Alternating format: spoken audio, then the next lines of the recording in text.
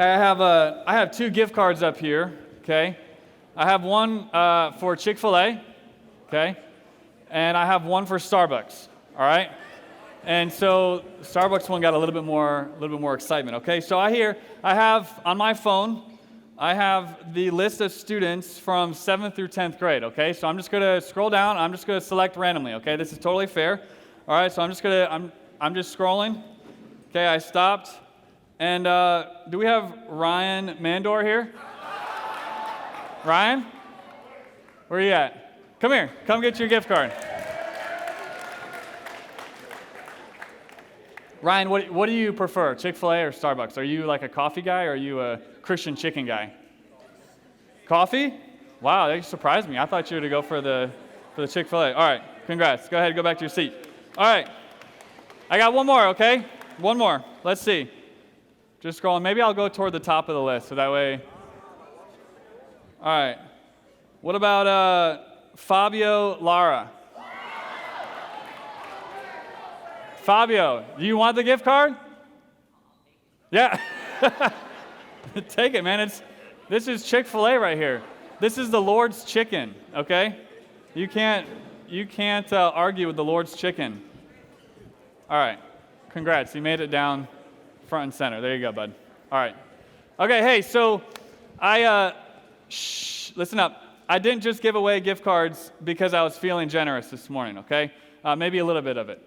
But I gave away gift cards because for all of you guys other than the two that won, I'm sure in your mind you justified why maybe you were more deserving of that gift card than maybe the two that won it. If you're anything like me, I do not like giveaways or raffles. Number one, because I never win. Like literally, I have never won a giveaway or raffle. I have the worst luck. But two, every time someone else wins, I always justify in my mind that like I was more deserving and worthy of that gift than whoever else won it. Even if I have no idea who they are, I've never met them, I don't know their story, but I always say to myself, man, like I should have gotten that pair of AirPods. Like they're probably just going to go and sell those online. Like I would have put them to good use, right? And so in my mind, I justify why I was more deserving than the person that won. We're going to read a story from the Gospel of Luke where this very dynamic is happening. Jesus is walking along and he sees a man that to the crowd seems very undeserving of Jesus' attention. He's probably the last guy that they would have thought that Jesus was to pay attention to, that he would take notice of. And we'll see that the crowd, they get angry actually, that Jesus decides to spend time with this guy. And so what you guys did in your mind as you saw other people win the gift cards, that's exactly what this crowd is doing when Jesus takes notice of this guy named Zacchaeus, okay? So I'm going to read in Luke, starting in chapter 19, starting in verse 1. It's up on the screens. It says this: Jesus entered Jericho and was passing through. A man was there by the name of Zacchaeus. He was a chief tax collector and was wealthy. He wanted to see who Jesus was, but because he was short, he could not see over the crowd. So he ran ahead and climbed a sycamore fig tree to see him, since Jesus was coming that way. When Jesus reached the spot, he looked up and said to him, "Zacchaeus, come down immediately. I must stay at your house today." So he came down at once and welcomed him gladly. All the people saw this and began to mutter, "He has gone to be the guest of a sinner." But Zacchaeus stood up and said to the Lord, "Look, Lord, here I am. I gave half of my possessions to the poor, and if I have cheated anybody out of anything, I will pay back 4 times the amount." Jesus said to him, "Today salvation has come to this house, because this man too is a son of Abraham. For the Son of Man came to seek and to save the lost."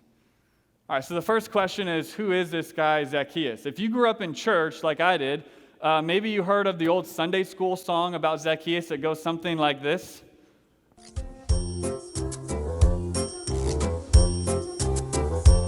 Okay? All right. When I listen back to that now, it sounds like really creepy, okay? Think like picture a bunch of like little kids like bobbing their head back and forth singing that song, okay? That's an old Sunday school song. that tries to tell the story of this guy named Zacchaeus. And it talks about how he's just kind of this short little guy, right? And we get this image of Zacchaeus from that story that he's just this innocent, humble, small little guy that's just trying to see who Jesus is. But if you know anything about who Zacchaeus is, that's actually far from the truth. Zacchaeus may have been small in stature, but he was a rich and powerful man. The text says that he was a chief tax collector. If you know anything about what tax collectors were in this time, they were hated individuals. They were hated because, number one, they worked for the enemy. They worked for the Roman government, who was the enemy. And second, they were hated because they were tasked with charging taxes on their own people. And so the Roman government would say, hey, you need to go and get taxes from your own friends and family. You are to tax this certain amount, but the perk of being a tax collector was that you could add any percentage you wanted on top of your tax, and you could keep it for yourself, and you could pocket it in your own pockets. And so the tax collectors, they got rich off of making their friends and family poor. They would tax their friends and family and then say, hey, you know what? Give me another 10% because I just want an extra 10%. And they just stuck it in their pocket. Okay? They were hated people because this is how they treated their friends and family. And the text says that he was not only a tax collector, but he was a chief tax collector, which means that he was like the boss. He was like the head honcho of all the tax collectors.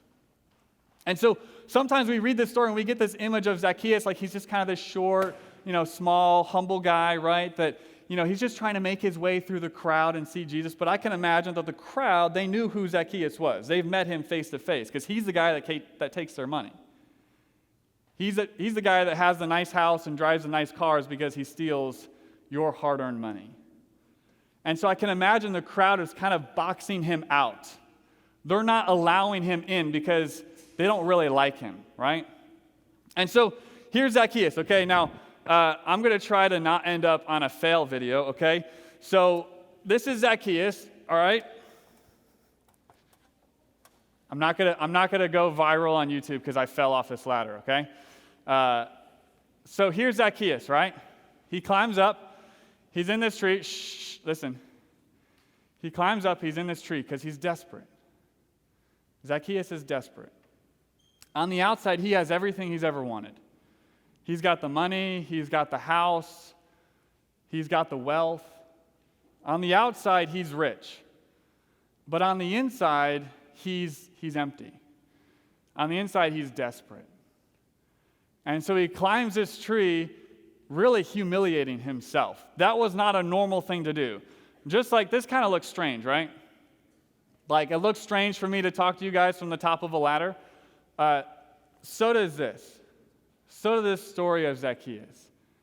It was not ordinary for him to climb to a tree to try to see somebody. He would have been embarrassing himself, really, is what he was doing. But we can see a level of desperation in Zacchaeus. That he's tried all of the other avenues to make himself happy, but he can't find true happiness. He can't find true fulfillment.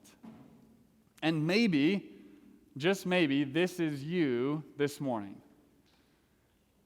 That on the outside, you have everything. For some of my older students, you guys got your license and boom, you got a car. And it was like, man, that was exactly what I wanted, right? For others of you guys, you have the boyfriend and the girlfriend that you've always wanted. You have the friends and the popularity. You have the Instagram followers, right? Shh. On the outside, you have everything that you've ever wanted. You ask for it and it's given to you. But on the inside, you actually feel empty. And when you feel empty on the inside, you try to fill that void with other things. You try to fill it with other things. For some of you, you try to fill that void with alcohol and with getting high. Right? Like I know this is a 7th through 10th grade, but I'm not naive. Right? I don't live under a rock. I know that happens. And you think that because you can just turn your mind off for a little bit, that it's going to make everything else better somehow. For some of you, you try to fill that void with pornography. That you think that a 10-second satisfaction is going to actually satisfy you and fulfill you. And so you try to do that because you think that that's what's going to make you happy. For some of you, you try to fulfill and fill that void with the approval and praise of others. You live for the applause of other people. You like the attention. You live for the likes on TikTok and the views on your social media, right? And so that, you think that's what's going to give you that internal satisfaction. For others of you, maybe you try to fill that void with good things. You try to be the best student you can be. You try to get the straight A's. You try to achieve in everything that you do. You want to be the best in your play. You want to be the best in your sport or the best instrument that you play, right? Like you try to achieve in everything that you do because you think that once you achieve that, you will feel satisfied. Here's Zacchaeus, man. He's up on this tree and he's like, I've tried all those things. I've tried the money. I've tried to satisfy it with all the other things. And because he's desperate, he says, maybe this guy Jesus can help me. And maybe that's your story this morning. And so we see that as he continues, Jesus takes notice of Zacchaeus. And he looks up and he sees him. And he says, Zacchaeus, I'm coming over to your place for dinner. And we see this beautiful moment where Zacchaeus, he just lays out his life before Jesus. He says, God, everything that I have is yours. He says that he's going to repay everybody that he stole from 4 times the amount that he stole from them. And he invites them over for dinner. And we see this beautiful moment where Jesus says that today you have found ultimate fulfillment. You have found salvation because he has come to seek and to save the lost. Zacchaeus had tried every other avenue, and it didn't work out for him. And so what I want to do this morning is I have 3 quick points from this story that I want to encourage you with, okay? And the first, when we see from Zacchaeus, is that the first thing you have to do is you have to drop your image. You got to drop your image. Zacchaeus, he had to drop what he looked like to other people and get up in that tree in order to find that ultimate fulfillment. Some of you guys care too much about what your friends think, about what the person to the left and to the right of you and behind you thinks, than you do about how Jesus views you. And you care so much about what other people think of you that you don't spend any time actually trying to find what is that ultimate fulfillment. Some of you are too busy looking at yourself that you can't actually see who Jesus has called you to be. You can't see your own worth and value because you're trying to get it from other people's opinion and perspective of you. So some of you, you need to drop your image. Zacchaeus looked like a fool. Man, he was up in that tree. He looked ridiculous. The crowd was probably laughing at him. Like, here's this prestigious, wealthy, powerful man. What in the world is he doing, right? Like, what's he on? But he didn't care. Why? Because he was desperate. He had tried everything else, and it didn't work. So the first thing you have to do is drop your image. The second thing you have to do is drop your control. Drop your control. Jesus invites himself over to Zacchaeus' house, and he's got his 12 disciples, right, who are like stinky, smelly fishermen. Zacchaeus probably has a pretty sick house, and he invites them over. He's got to be okay with them maybe rearranging some things in his home. And I think the same is true for our lives. Sometimes we are so concerned with our control over our lives that we don't allow Jesus to actually come in and rearrange some things, to make some changes in our life. Why? Because we want to have control. And sometimes it takes realizing that your life is better not in your own hands. Your life is better not in your own control. And so Zacchaeus said, I got to take my hands off the wheel. And Lord, if you want to come into my life and rearrange some things and change some things up, that's okay, because I've tried everything else and it didn't work. So you got to drop your image, you got to drop your control. But the third thing is you just got to receive his grace. You don't deserve it. I don't deserve it. You don't earn it. You simply receive it. It's a free gift at no cost to you. And Jesus says, Zacchaeus, your past does not matter. I know you're a thief. I know you're a crook. I know you've done a lot of bad things. But from this day forward, you can find ultimate fulfillment. You can live on purpose, and you can live a life that glorifies and honors me. Why? Because of grace. Jesus says, I forgive you, and we can move forward together For you guys, some of you guys think you have to do something to earn Jesus' love. You have to do something to feel value or worth, and you don't. You have it because Jesus gives you grace.